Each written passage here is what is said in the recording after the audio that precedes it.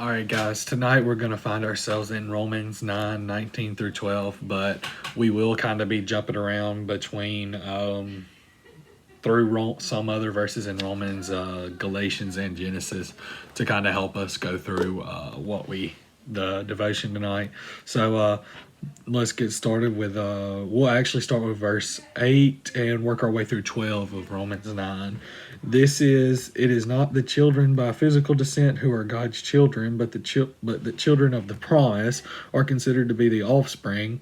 For this is the statement of the promise: at this time I will come, and Sarah will have a son. And not only that, but Rebekah conceived children through one man, our father Isaac. For though her son had not been born yet, or done anything good or bad, so that God's purpose according to election might stand, not from works, but from the one who calls, she was told, the older will serve the younger, as it is written, I have loved Jacob, but I have hated Esau. All right, so we're gonna kind of start with verse 8 and talk about children of the promise, and this is gonna basically essentially be like the children of Isaac, but we must also look at that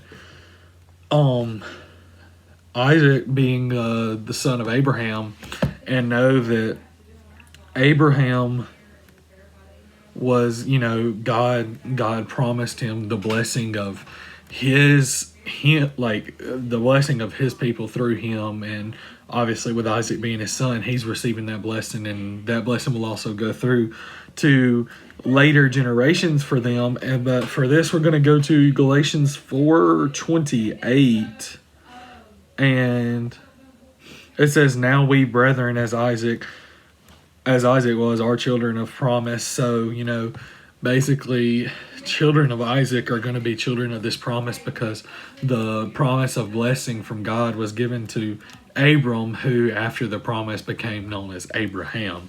Next, we're going to hit up verse 9, and for this, we'll be traveling back to Genesis 18, verses 10 and 14. And that's again Genesis 18, verses 10 and 14. And he said, I will certainly return to you according to the time of life, and behold, Sarah your wife shall have a son. Sarah was listening in the tent door which was behind him.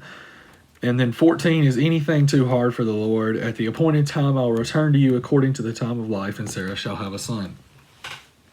So basically here, we should take into consideration for this between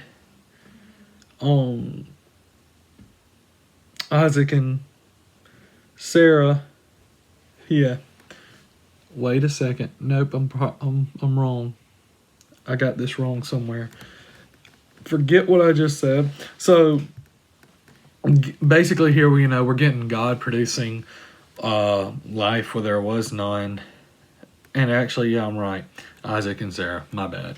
I'm scatterbrained a little bit.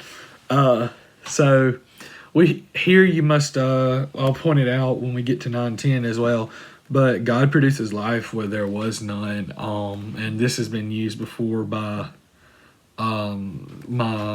the youth pastor at the church I attend.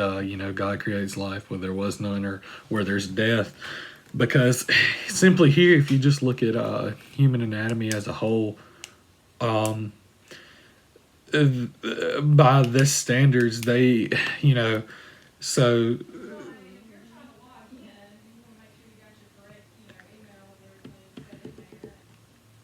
yeah, because this is talking about Abraham and Sarah. Sorry, that took me a minute because I got froze. So Abraham was probably about 99 or 100 when this was told to them, and Sarah was about 90. So just going off of human anatomy, this is obviously almost impossible because they technically would be past the stages where they would be considered fertile. So their life would no longer be in them in that sense. It would be kind of barren and dead in that. Next, we'll move on to 9, 10.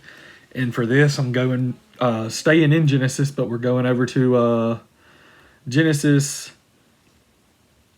25, 21. This time I actually remembered to highlight my verses. Now Isaac pleaded with the Lord for his wife because she was barren, and the Lord granted his plea, and Rebekah, his wife, conceived. Okay, so here, again, God's bringing life to where there's death, for this. Isaac was about 60 when Jacob and Esau were even born, so, and I couldn't find exactly where it said that, how old Rebekah was, but it does say that he took Rebekah when he was 40 years old. So 20 years had passed, and now she's conceiving the sons. Maybe, yeah, I haven't been able to find it. Somebody probably knows. But again, they're older, probably past, again, time of what we would say they would be fertile. And God's again allowing life where there is death, and and it even goes to say there's 2 nations inside her, which I'll go ahead and move on to 9 verse 11 for this, and we'll be in Romans 4:17 and then Romans 8:28. So we're going back to Romans for this. Romans 4:17. I gotta get there. John, Acts, Romans 4, and then 17. Okay. As it is written, I have made you a father of many nations, in the presence of him who he believed, God, who gives life to dead and calls those things which do not exist as though they did. So again, this just kind of backs up that God creates life where there's death. Because here it says, God who gives life to dead and calls those things which do not exist as though they did. And next we're going over, I said, to 8:28, which I actually have right here. And it's one of my favorite verses of all time. So we know that all things work together for the good of those who love God, who are called according to his purpose. So, basically everything that was happening kind of leads us to know that no matter what we're going to go through, or no matter what they went through, everything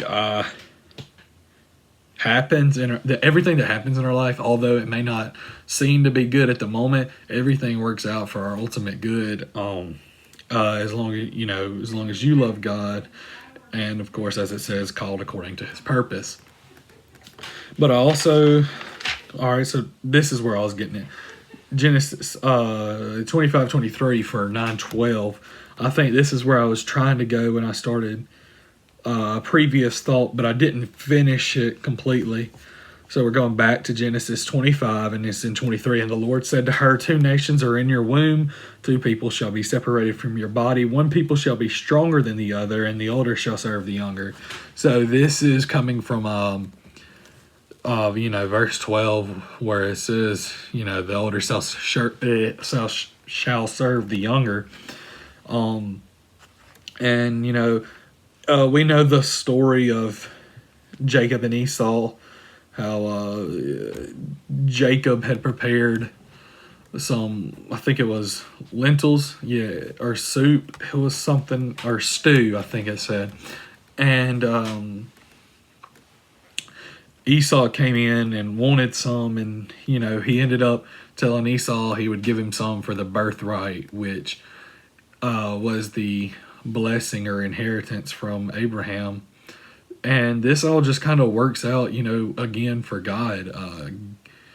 It was tradition for, of course, the oldest, and Esau was born first, as it would tell us, but it was tradition for the oldest to be able to get the inheritance or whatever. But here, it was God's, I guess you would say, divine appointing that Jacob would end up getting it.